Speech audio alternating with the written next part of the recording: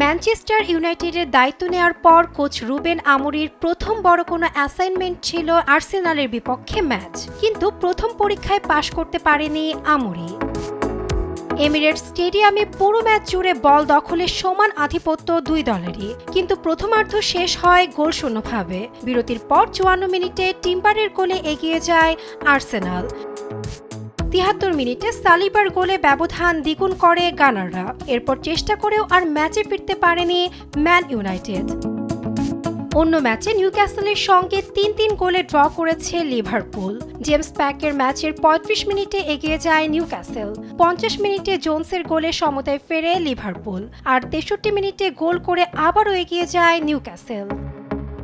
এরপর ৬৮ ও ৮৩ মিনিটে মোহাম্মদ সালার জোড়া গোলে ৩-২ এগিয়ে যায় অল রেডরা, আর ৯০ মিনিটে ফ্যাবিয়ানের গোলে পরাজয় এড়ায় নিউক্যাসল।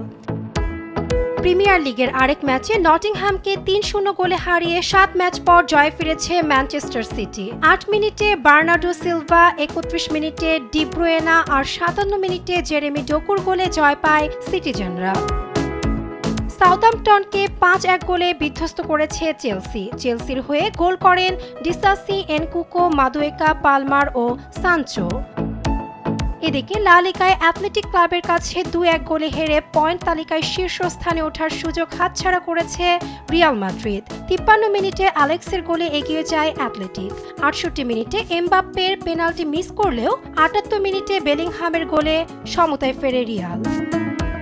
এর ২ মিনিট পর ৮০ মিনিটে গুরুজেতার গোলে অ্যাথলেটিক ক্লাব এগিয়ে যায়, আর এই গোলেই জয় নিয়ে মাঠ ছাড়ে অ্যাথলেটিক ক্লাব।